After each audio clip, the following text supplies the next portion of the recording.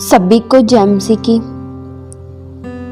आज हम परमेश्वर के वचनों से रूत के जीवन के बारे में जानेंगे। बाइबल में एक रूत नाम की स्त्री का जिक्र किया गया है, जिसके नाम से बाइबल में एक पुस्तक भी लिखी गई है। रूत एक मोआबी स्त्री थी। बाइबल ये बताती है कि जब इज़राइल देश में बड़ा अकाल पड़ा,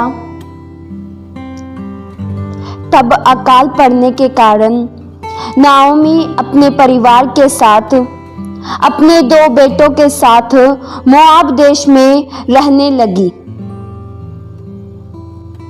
नाओमी स्त्री एक इज़राइली स्त्री थी। नाओमी के पति का नाम अबीमेलेक था और नाओमी के 2 पुत्र थे, जिसका नाम महलोन और किल्योन था। नाओमी स्त्री खुदा की उपासना करती थी। प्रियो, नाओमी का मोआब देश में परदेशी होकर रहने का कारण था अकाल। इज़राइल में अकाल पड़ने के कारण नाओमी अकाल से बचने के लिए, अपने परिवार को सुरक्षित रखने के लिए इज़राइल से मोआब देश में आती है।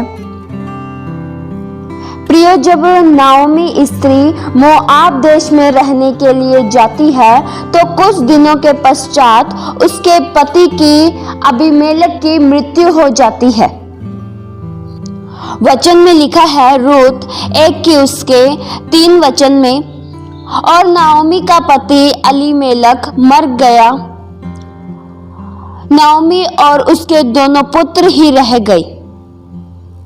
प्रियो, नाओमी के जीवन में अनेक घटनाएं घटी। कुछ दिनों के बाद नाओमी के दोनों पुत्रों महलोन और किल्योन दोनों ने वहीं की रहने वाली मोआबिन स्त्रियों से विवाह कर लिया, जिसमें से एक स्त्री का नाम ओर्पा था और दूसरी स्त्री का नाम रूत था। यह दोनों मोआबिन स्त्री ही थी,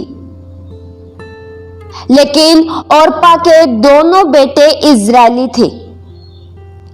ओर्पा और रूत यह दोनों मोआबी थी, लेकिन इनका इज़राइली पुरुष के साथ विवाह हुआ।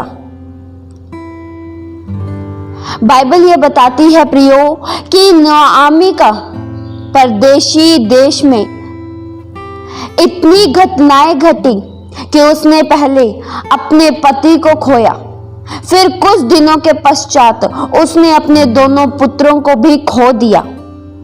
उसके दोनों पुत्रों की भी मृत्यु हो गई। वचन में लिखा है, रूत 1 के उसके 4 से लेकर 5 तक वचन में, और उन्होंने एक मोआबिन स्त्री से विवाह कर लिया। एक का नाम ओर्पा और दूसरी का नाम रूत था। फिर वे वहां कोई 10 वर्ष रहे, जब महलोन और किल्योन दोनों मर गए। तब नाओमी अपने दोनों पुत्रों और पति से रहित हो गई। प्रियो, नाओमी और उसकी दोनों बहुएं पूरी तरह से अकेली पड़ गई थी। वे तीनों ही पति से रहित हो चुकी थी।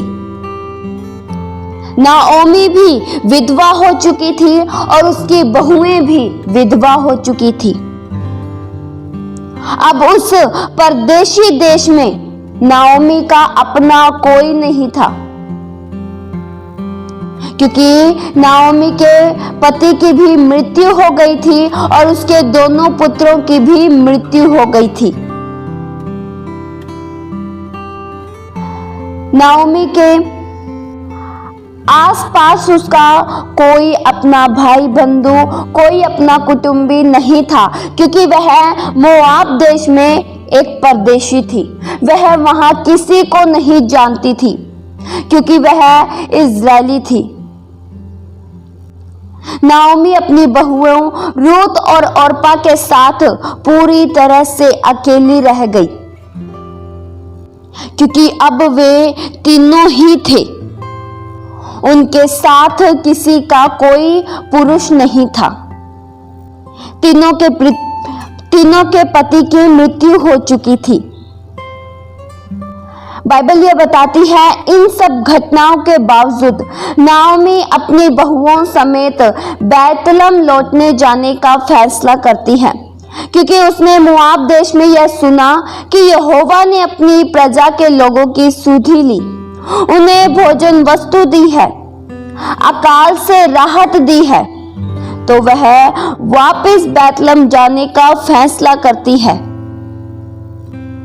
और जब नाओमी मोआब देश से निकली और अपने देश को लौट जाने का मार्ग लिया, तो उसने अपने दोनों बहुओं से कहा, तुम अपने अपने मायके लौट जाओ।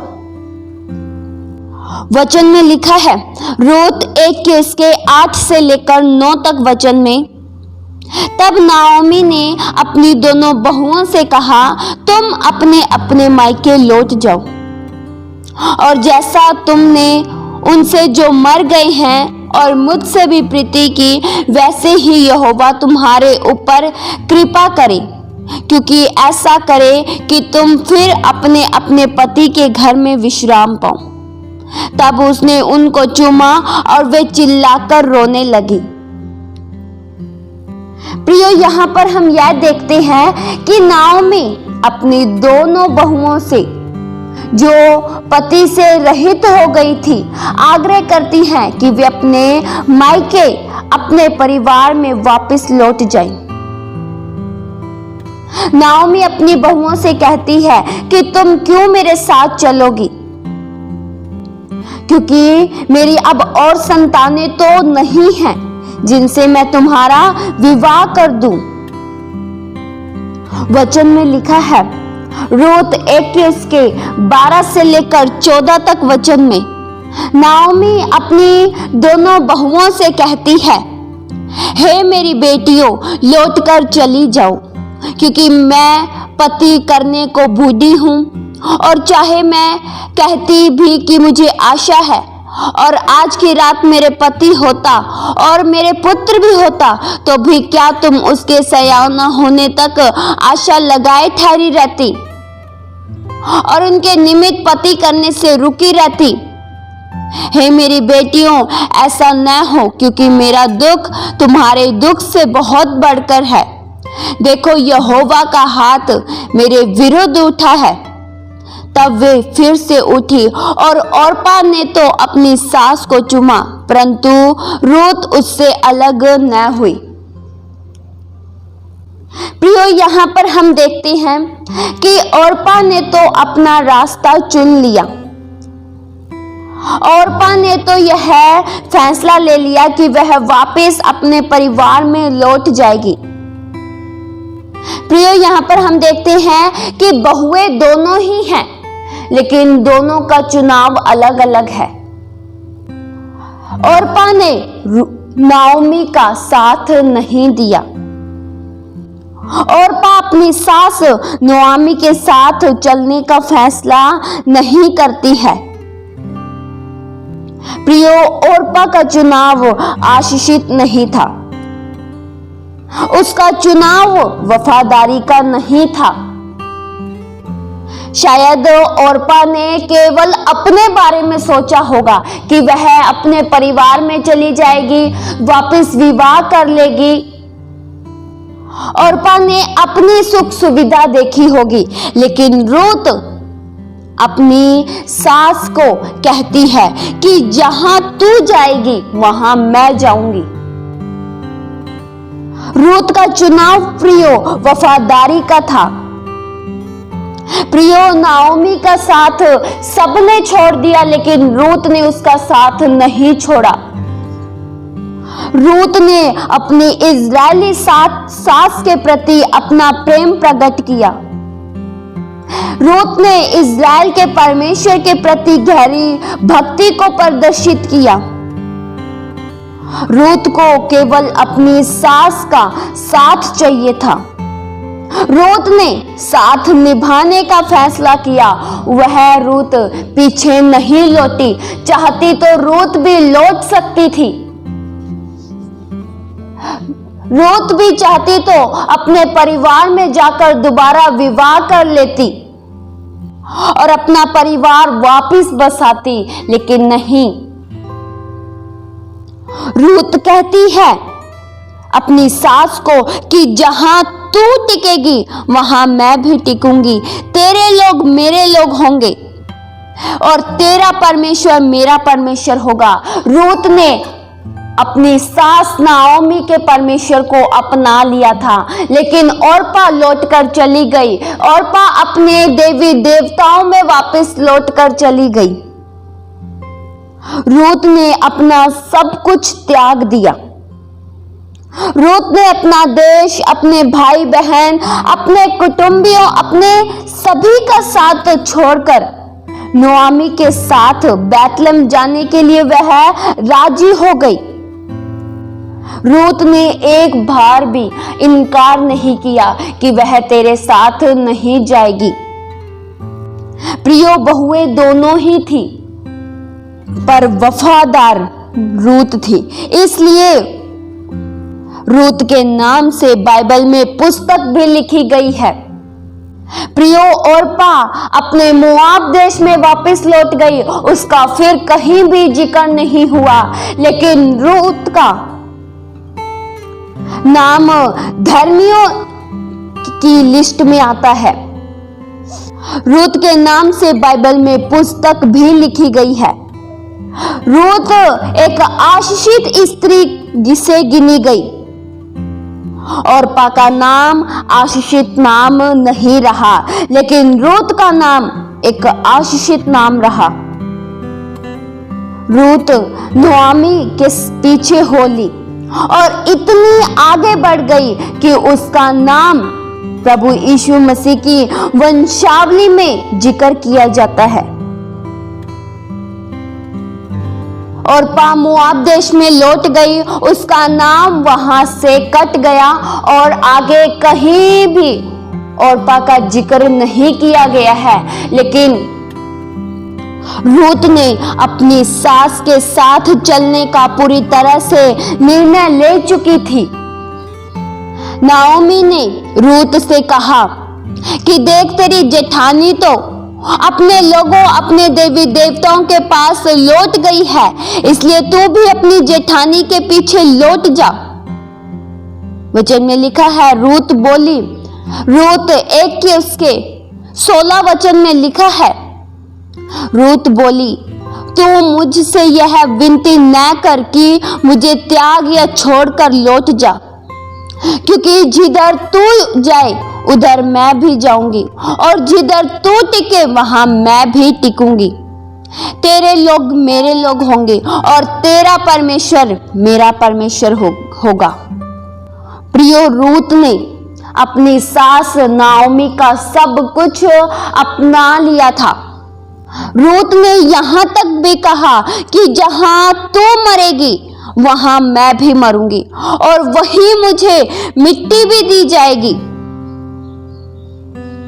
प्रियो, रूत ने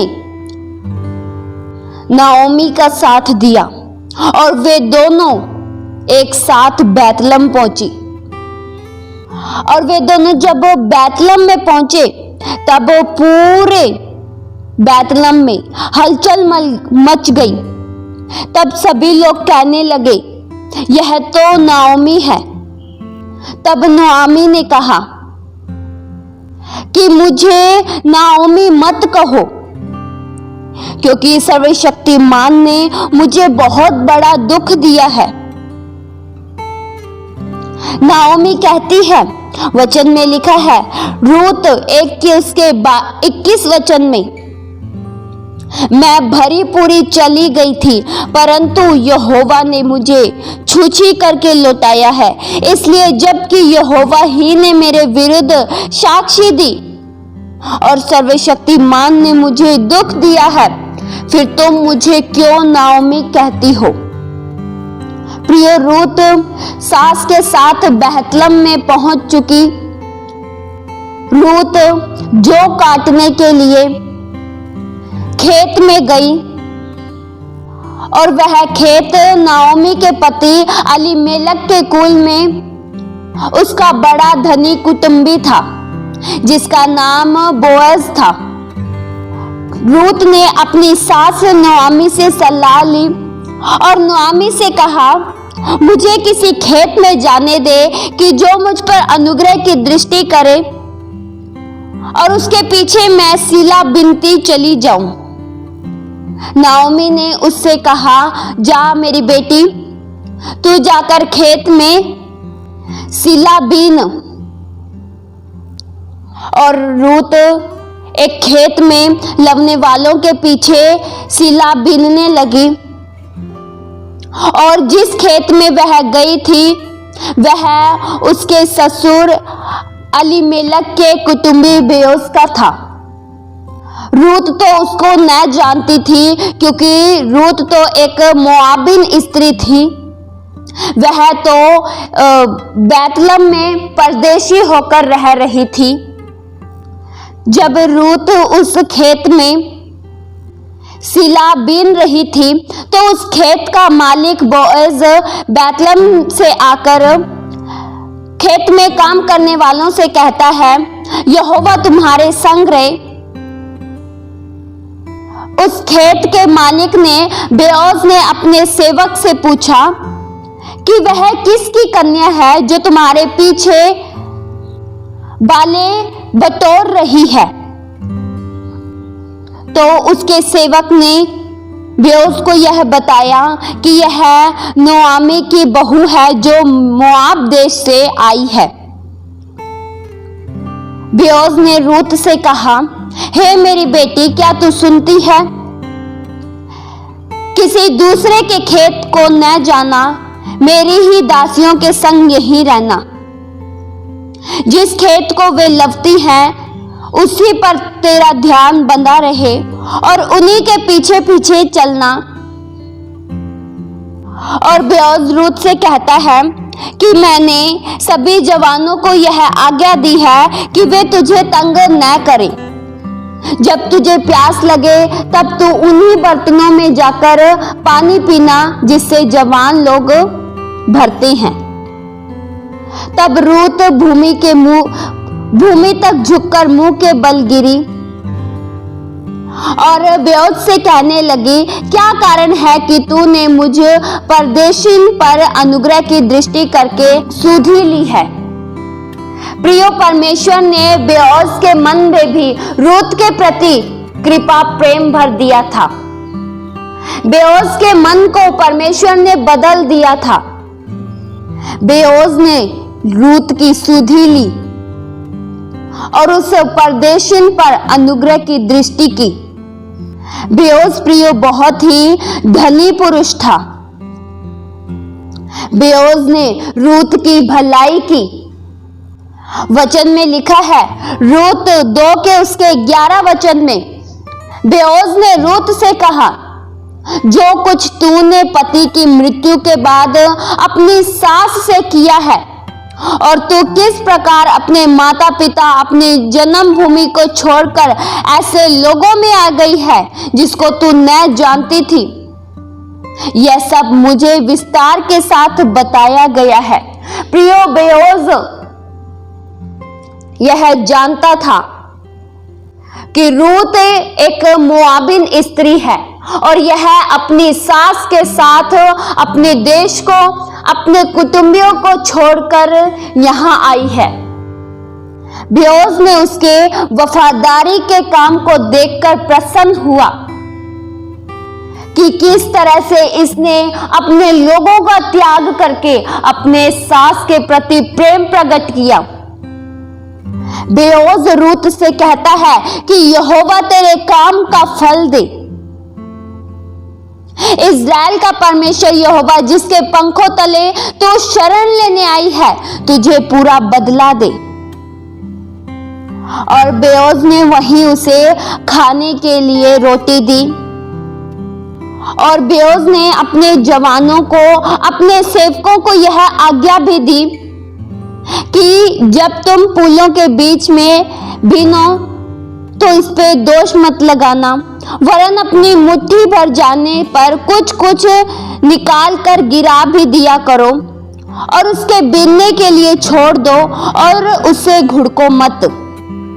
प्रियो, बोअज ने यहां तक दया की उस पे कि अपने सेवकों को भी यह सिखा दिया कि रूत को कोई भी मत घुड़कना और उसे पूरी तरह से बीनने देना। और सांझ को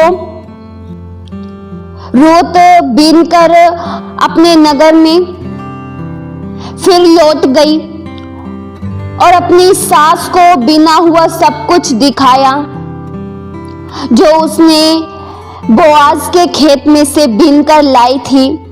उसने अपनी सास को दिया और उसकी सास ने उससे पूछा, आज तू कहाँ बीनती थी? और वह कहती है, धन्य हो जिसने तेरी सुधि ली। तब रूत ने अपनी नाओमी सास को सब कुछ बता दिया कि वह कहाँ गई थी, किसके खेत में गई थी और बोआज ने उसकी कैसे सुधि ली। तब नोआमी ने अपनी बहू रूत से कहा कि वह पुरुष जिसके खेत में तू गई थी बोअज, वह पुरुष तो हमारा कुटुंबी है, वरन उनमें से जिनको हमारी भूमि छुड़ाने का अधिकार है। प्रियो, बोअज के पास यह अधिकार था कि वह किसी की भी भूमि को छुड़ा सकता था। तब वह रूत बोली कि उस पुरुष ने, उस खेत के मालिक बोअज ने मेरी अधिक सुधि ली है। प्रियो, परमेश्वर ने रूत के प्रति वहां के निवासियों के बैतलहम लोगों के मन में कृपा दृष्टि भर दी। रूत को कोई भी देखकर तुच्छ नहीं समझता था, लेकिन रूत की सुधि लेता था। उसके त्याग को देखकर लोग उस पर तरस खाते थे। प्रियो, यह सब उसके जीवन में परमेश्वर कर रहे थे क्योंकि उसने अपनी सास के परमेश्वर को अपनाया था। क्योंकि रूत ने अपनी देवी देवताओं को छोड़कर अपनी सास के पीछे हो ली थी और उसके परमेश्वर को, जिसकी नोआमी उपासना करती थी, उस परमेश्वर को रूत ने अपनाया और परमेश्वर ने उसके लिए रास्ते खोले, उसको आगे बढ़ाया। नाओमी ने अपनी बहू रूत को यह सलाह दी कि बोअज रात को खलियान में जौ फटकेगा, तू स्नान करके तेल लगाकर अच्छे वस्त्र को पहनकर खलियान को जा। जब तक वह पुरुष बोअज खा पी न चुके तब तक अपने आप को उस पर प्रकट मत करना, पर जब वह खा पीकर जब लेट जाए तब तू उसके लेटने के स्थान को देख लेना, फिर उसके भीतर जाकर उसके पांव को उघाड़कर उसके पैरों के पास लेट जाना। नाओमी की सलाह के अनुसार ही रूत ने किया और जैसा नाओमी ने कहा था वैसा ही वह करने के लिए फिर तैयार हो गई। और जब रूत खलियान में गई तो उसने अपनी सास नाओमी के अनुसार ही किया। जब बोअज खा पी चुका और उसका मन आनंदित हुआ तब वह वहीं पर लेट गया और वह चुपचाप वहां गई और उसके पांव के पास से लेट गई और वह बोअज पुरुष चौंक पड़ा। और बोअज ने देखा कि एक स्त्री उसके पांव के पास लेटी हुई है। तब उसने पूछा, तू कौन है? तब वह बोली, मैं तेरी दासी रूत हूं। रूत ने कहा कि तू ही हमारी भूमि का छुड़ाने वाला कुटुंबी है। यह सब इसलिए यह कर रही थी क्योंकि बोअज के पास यह अधिकार था, वह किसी की भी भूमि को छुड़ा सकता था। तब बोअज ने रूत से कहा, हे बेटी, यहोवा की ओर से तुझ पर आशीष हो। क्योंकि तूने अपनी पिछली प्रीति पहले से अधिक दिखाई। तब बोअज ने उससे कहा, वचन में लिखा है, रूत 3 के उसके 11 वचन में, इसलिए अब हे मेरी बेटी, मत डर, जो कुछ तू कहेगी मैं तुझसे करूंगा, क्योंकि मेरे नगर के सब लोग जानते हैं कि तू एक भली स्त्री है। और रात भर रूत बोअज के पैरों के पास लेटी रही, और भोर होते ही कोई उसे पहचान ना सके, वह खलियान से अपने घर को लौट गई। तब सास को जाकर उसने सब कुछ बता दिया कि उस पुरुष ने उससे क्या कहा। तब बोअज ने रूत की सुधि ली। तब बोअज ने उनकी भूमि को छुड़वा दी। और पुराने समय में इज़राइल में छुड़ाने को पक्का करने के विषय में एक प्रथा थी कि मनुष्य अपनी जूती उतार कर दूसरों को देता था। इसी के द्वारा प्रमाणित होता था। बोअज ने रूत की मदद की, और रूत ने जैसा कहा था बोअज ने वैसा ही किया। आगे हम देखते हैं कि रूत और बोअज का विवाह हो जाता है। रूत का नाम आशीषित लोगों के बीच में आता है। रूत के और बोअज के द्वारा अबोद और ईशे उत्पन्न हुए। ईशे से दाऊद उत्पन्न हुआ, और दाऊद की पीढ़ी से ही प्रभु यीशु मसीह का जन्म हुआ।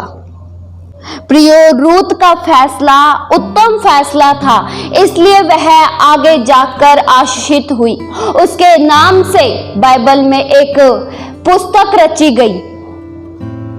रूत का नाम प्रभु यीशु मसीह की वंशावली में जिक्र किया जाता है। रूत इतनी आशीषित इसलिए हुई क्योंकि उसने अपनी सास नोआमी का साथ दिया। वह पीछे नहीं लौटी, और परमेश्वर ने उसके प्रति सभी के मन में कृपा प्रेम भर दिया कि जो भी रूत को देखता वह उसकी भलाई करता। बोअज के मन में भी परमेश्वर ने कृपा प्रेम भर दिया। बोअज ने भी उसकी सुधि लेकर उसकी भूमि को छुड़वाया। इस वचन के द्वारा परमेश्वर आप सभी को बहुतायत से आशीष दे। आइए हम प्रार्थना करें। हालेलुया। स्वर्गीय पिता परमेश्वर, हम आपका धन्यवाद करते हैं आज के वचनों से। प्रभु, आपने हम में से हर एक से बातचीत किया कि चुनाव सदैव उत्तम होना चाहिए। रूत के प्रति आपने सबके मनों में कृपा प्रेम भर दिया। रूत अपने लोगों, अपने भाई बंधु कुटुंबियों को छोड़कर नोआमी के साथ जाने के लिए तैयार हो गई, लेकिन ओर्पा का रास्ता वफादारी का नहीं था। प्रभु, आप ही सभी के मनों को बदलते हो। आप ही सभी के मनों में कृपा प्रेम डालते हो। आपने बोअज के मन में कृपा प्रेम डाला। आप जिंदा खुदा हो। आपके साथ के द्वारा ही हम आगे बढ़ते हैं। जिसके जीवन में प्रभु आपका साथ होता है वह आगे बढ़ जाता है। प्रभु, हमें भी आपका साथ चाहिए। हम भी आपका साथ पाकर आगे बढ़ना चाहते हैं। हमारे जीवनों से आपकी महिमा हो। ये प्रार्थना प्रभु यीशु मसीह के जीवित पवित्र नाम से मांगते हैं। सुनो और कबूल करो पिता। आमीन।